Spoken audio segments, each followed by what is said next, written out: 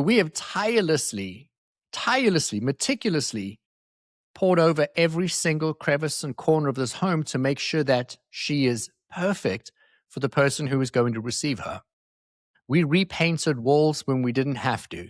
We did so much in this house to get it ready for someone else. And standing there this morning, the realization hit me so hard. I'm getting it ready so that somebody can come into this home and that the energy of this home will be received by this beautiful person who's coming in to take it. But at no point in the 6 years we've been here did I do it for me. Welcome to the Empowered Life Podcast, a space dedicated to one belief that you have the power within to create everything you seek. So if you are ready to step into a new kind of higher learning, the kind that leads to true personal freedom, hang here with me. I'm your host, Rudi Riekstins, and this is the Empowered Life.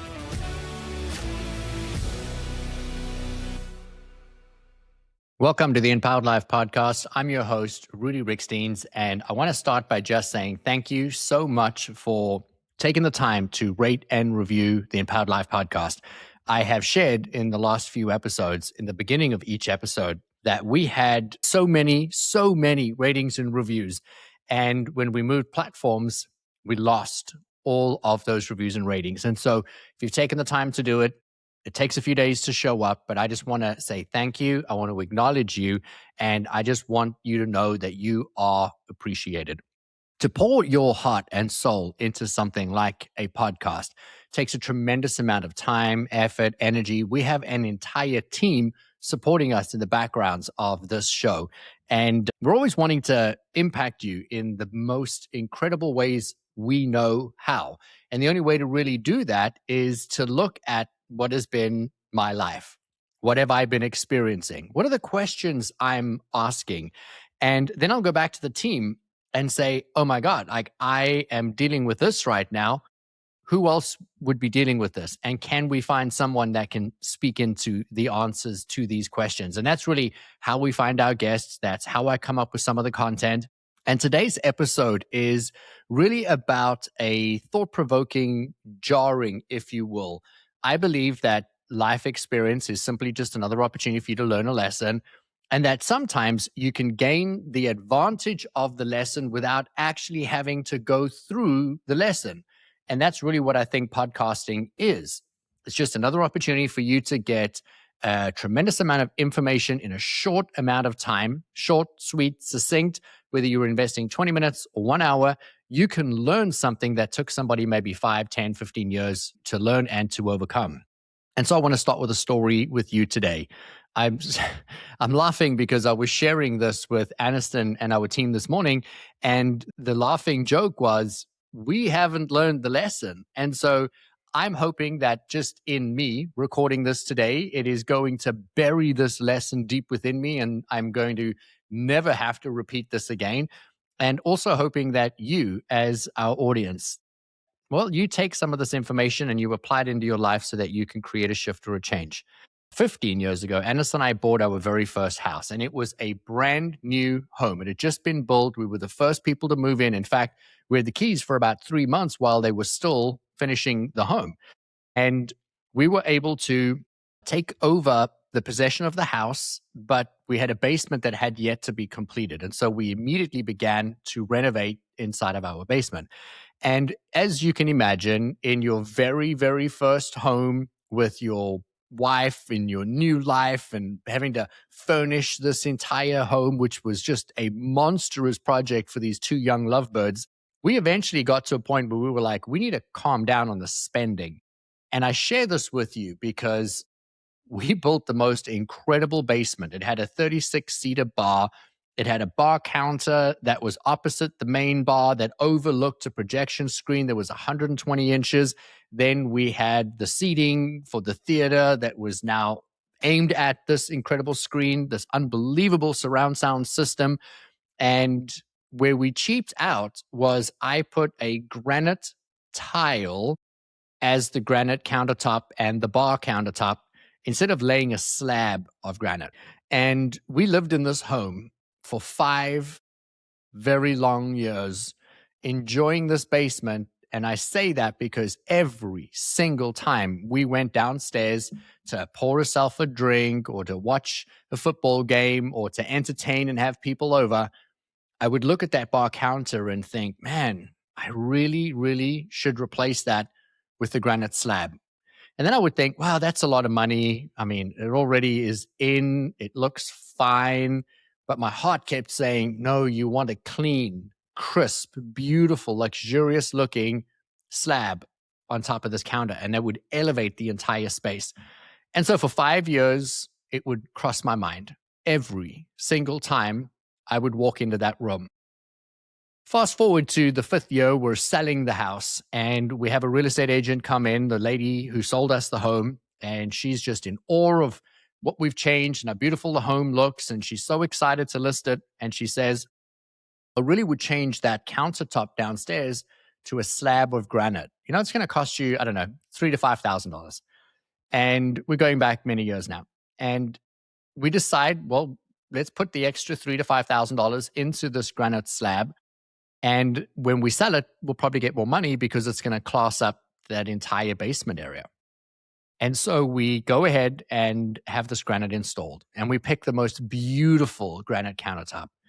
And the moment it's installed and we get the big reveal, I stand there and I just said to myself and then out aloud and then repeated every single time I walked into that basement over the 30, 40 days it took to sell the property between the contract and the actual closing due diligence date.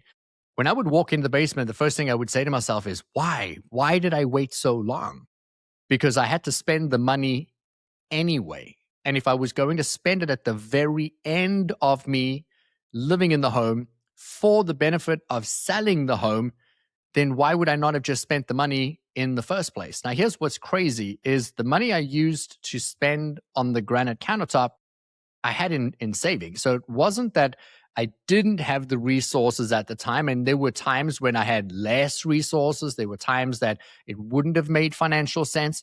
But for a lot of the 5 years, I could have had I chosen to prioritize that more, but I didn't. And so I lived in this beautiful home. I had this thing that was kind of gnawing at me, irritating me. This one thing I felt like I was cheaping out on. And then for the 40 odd days that we lived in that home with the granite countertops in, Anis and I would walk in and we would sit there and say, wow, it just looks so different. It's so classy. We should have done this 5 years ago. Fast forward to today. I am walking around my home. We're in the process of listing our current home in Wilmington, North Carolina. We're moving to Montana. And I have a list of about 12 or 13 things that I want to get done before the house is listed. And it's things like put quarter round on inside of closets where we renovated the entire home. We ripped up every single floor in this house. We replaced walls. We took out walls. There was so much done to this house. We did a full extension onto the back of the house. We added an entire fitness section to our property, cold plunge, saunas, all these different things. But I did a lot of this work, and not all of it, but I did a lot of the work. Like the things that are easy to do on a Saturday and a Sunday, pick one room at a time and rip out old baseboards and put in new baseboards, that kind of thing. And so I was slowly moving through the house. As we would replace the flooring in one part of the home, I would then be the one to go in and replace the crown molding, etc. And there were some rooms that I didn't touch the baseboards, like there would be the laundry room, or there would be closets that you would walk into for storage. And I was just like, well, we never really use it. It doesn't really matter. And then fast forward to now, we're selling the house. And now it's really important that we change out all the baseboards so every single door matches, that every single door handle matches, that every single hinge is the same color. Even in those little areas that you never go to, that you never see, that you never think of. Well, now that we're selling it, now that some stranger is going to come in and make an offer on this home, now I created the priority to make sure I fixed all these things. And this morning I was standing in my home. It's ready to list. Photographs have been taken. All the work has been done. I get to sit back now and watch this journey unfold as to who is going to come in and how much are they going to offer. And I had the thought this morning, damn it, Rudi, you did it again. And I stood there and I thought, why did I not think I was worthy of living in a home where 100% of these items on the list, the knick-knack items, were completed? For 5 years or 6 years, I've lived in this home now. And I had a quarter round that was not on the wall behind my TV. Everything else was done. 99.5% of people coming into my home would never have even known there was something missing. But I did. Every single time I would sit down on the living room couch looking at the TV, I would notice, man, I really need to pull all of that away and I need to put that quarter round in, which would probably take me, 15 minutes, maybe another 10 if I was coming back to paint it. And I did it this week and it didn't take long and it looks incredible. But here's the interesting thing that I want to leave you with today. The entire time that I lived in this home and the previous home with these small things nagging at me, we think that it's something that you can see and forget. It's like those people that have a lot of mess in their homes, or they have a room that's clouded with just junk. And they think that because they've closed the door, that they don't have to think about it. Let me tell you, your unconscious mind is thinking about it. You are processing information around the messes in your home, the unfinished projects in your home all the time. And in doing some research for this episode, I actually learned that when you have unfinished projects in a home, something as simple as a quarter round of wood trim underneath the baseboard so that it meets the gap between the flooring and the siding and it comes together, you've got this tiny little strip of a quarter circle wood. That little thing actually prevents you from allowing abundance to flow into your home, because an unfinished project actually seeps energy. And I was allowing energy to seep out of my home. And I was saying to Aniston, wow, if I look at all these things, I think it was 13 things on my little list of things I needed to finish. None of them were big. If you'd come to my home, you probably wouldn't have noticed. But as I mentioned earlier, I noticed. Every time I walked into a room, I would see the little things that I hadn't done, would ignore them because I've got too much going on. But they nagged at me and nagged at me and nagged at me. And not enough that I would stop in my tracks and say, that's it, today's the day, I need to get this done. But that nagging of unfinished projects is sending out a frequency. It's sending out a signal. It's sending out a message, if you will, to the universe that says, hey, don't bring me too much because I've already got too much going on. I haven't finished these things and I need to get to these projects. And that's not the energy that you want, not in your home and most certainly not in your business. And for me to now have gone through and finished that punch list of all the things I wanted to do, standing there this morning, which happened to be in the foyer of my home, I've got a beautiful walk-in closet for coats. I turned to my wife and I said, damn it, I did it again. Why did I not think that I was worthy of living in this home with everything finished? And she said to me, what do you mean? And I was like, I don't even know who the person is that's going to buy this.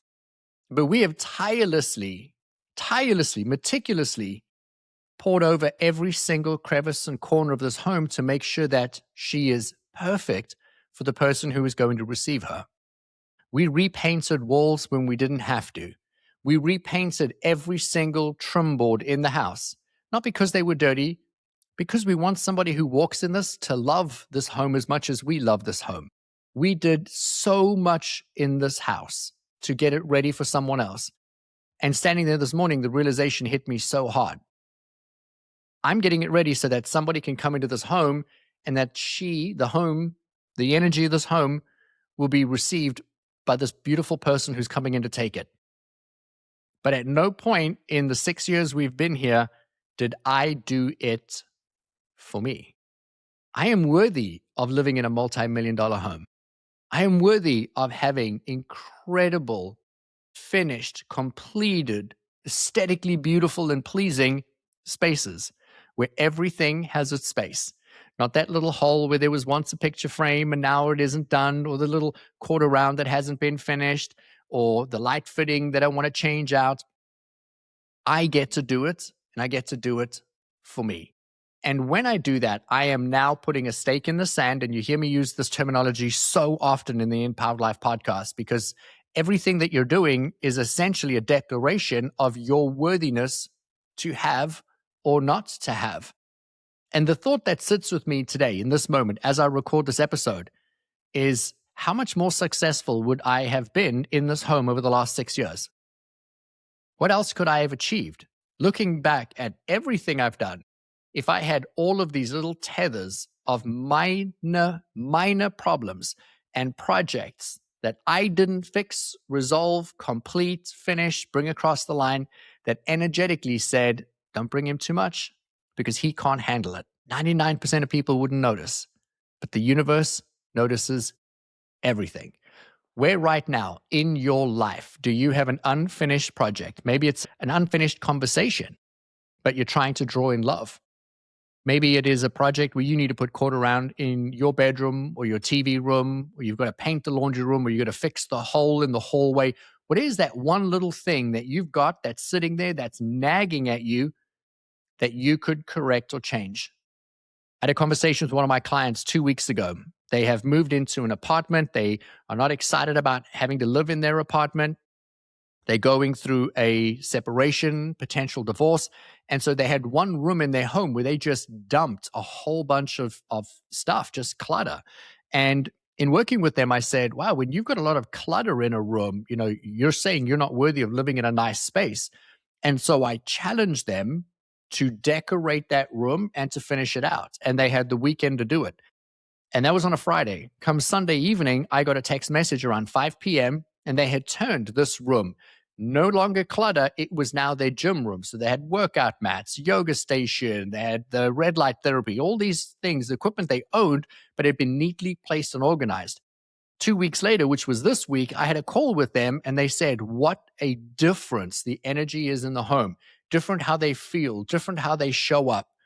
And what's really interesting for me, as somebody who was in this high performance space, I could give that advice to my clients.